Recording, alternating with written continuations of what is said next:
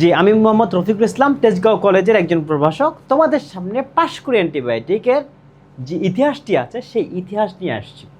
ইতিহাসের আজকের এখন আলোচনার ব্যাপারটা হচ্ছে এই যে ভারত পাকিস্তান যে ভাগটি হলো, সেই ভারত পাকিস্তান ভাগের জায়গা থেকে পাকিস্তান আমলে আসলে কোন আন্দোলন সংগ্রামগুলো হচ্ছিল এবং কীভাবে এর গতি প্রকৃতি আমাদেরকে স্বাধীনতার দিকে ঠেলে দেয়।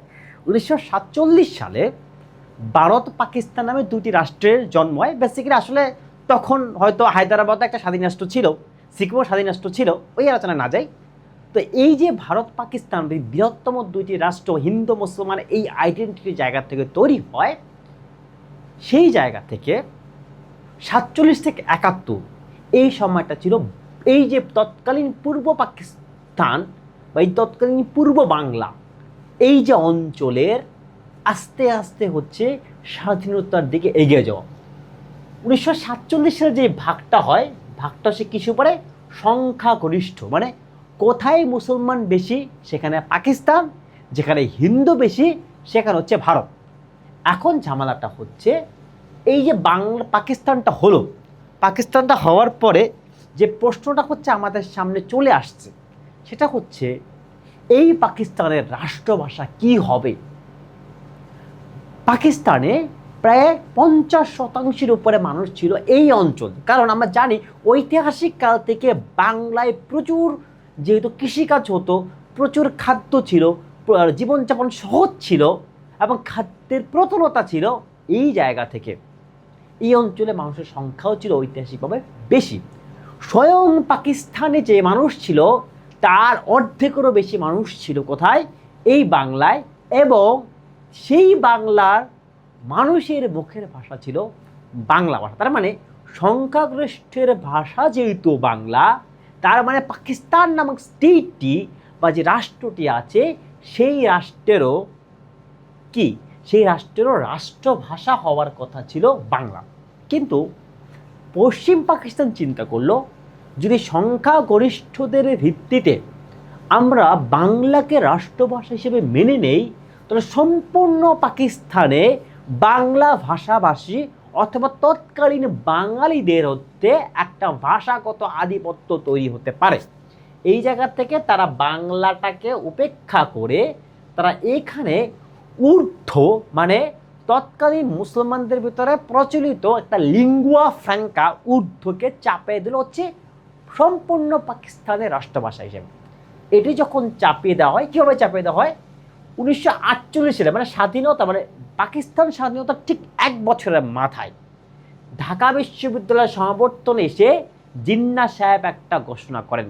ঘোষণাটা কি, Urdu and only Urdu shall be the state language of Pakistan, মানে উর্দুই হবে পাকিস্তানের একমাত্র রাষ্ট্রভাষা।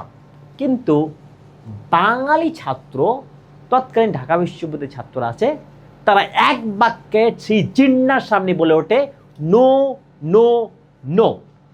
এবং 1947 সালের 2 সেপ্টেম্বর অধ্যাপক আবুল কাসেমের নেতৃত্বে একটা সাংস্কৃতিক প্রতিষ্ঠান তৈরি হয় অরাজনৈতিক, যার নাম ছিল তমুদ্দিন মজলিস।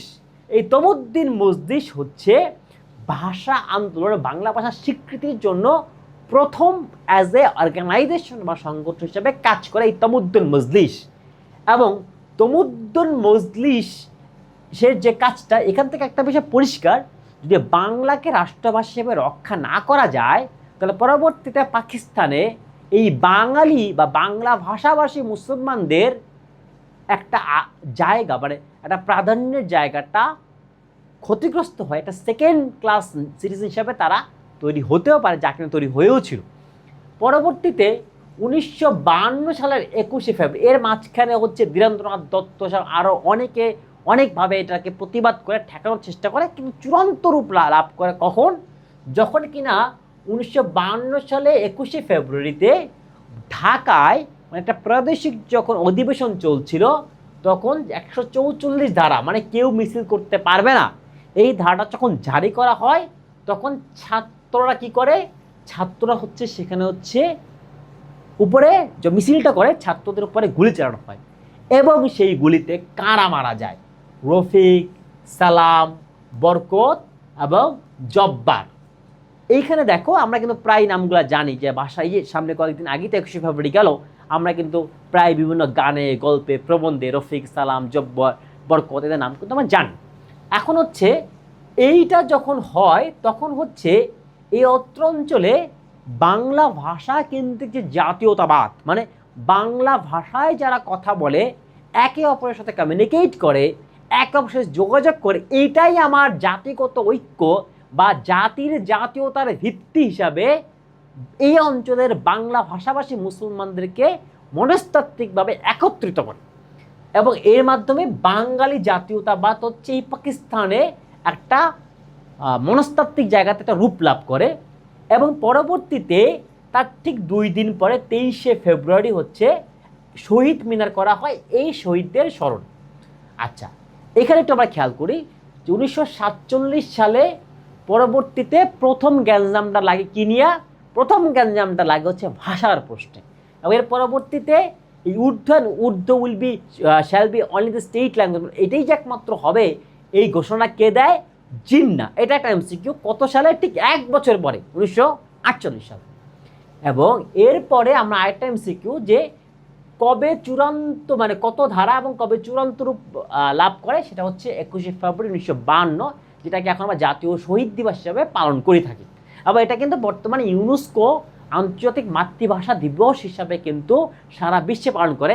আইরনি হচ্ছে পাকিস্তানও এখন এই আন্তর্জাতিক মাতৃভাষা দিবস পালন করতে অ্যাকর্ডিং টু ইউএন এক অর্থে বাধ্য।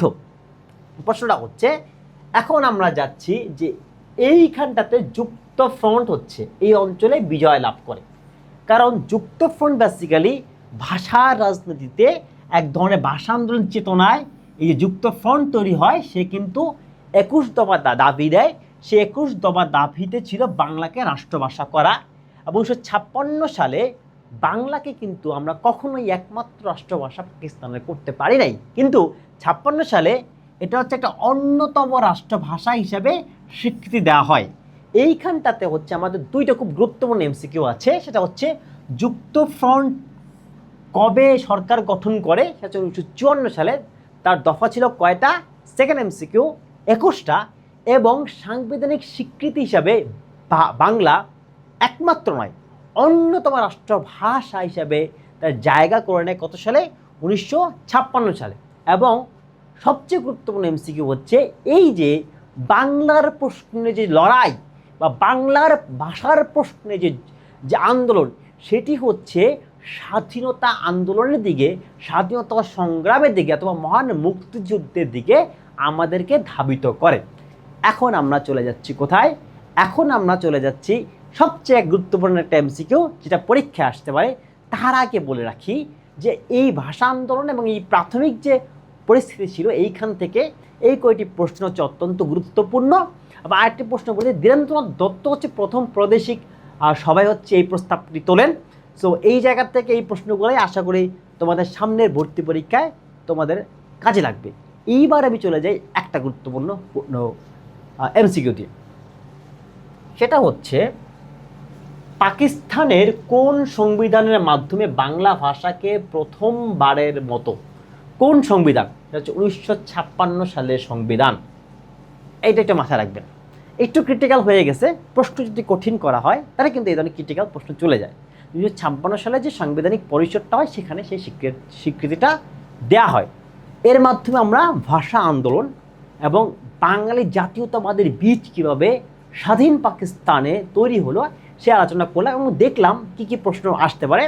এবং পাশ করে অ্যান্টিবায়োটিকের সাথে থাকেন, এবং পাশ করে অ্যান্টিবায়োটিক, স্পেশালি হিস্ট্রি অ্যান্টিবায়োটিক, ইতিহাস সংক্রান্ত যে প্রশ্নগুলো তোমাদের পরীক্ষায় আসতে পারে, সেগুলো নিয়ে তোমাদেরকে সামনে আগাতে এবং পরীক্ষা ভালো করার জন্য অনেক বেশি সহযোগিতা করবে। যদি আরও বেশি তথ্যের প্রয়োজন হয়, যদি মনে করো তুমি আরও বেশি লার্ন করতে চাও, আমাদের যে শিটটি আছে, শিটটি পড়ো, সেখানে তুমি আরও বিস্তারিত অনেক ধরনের তথ্য পাবা। ততক্ষণ পর্যন্ত আমাদের সাথেই থাকো।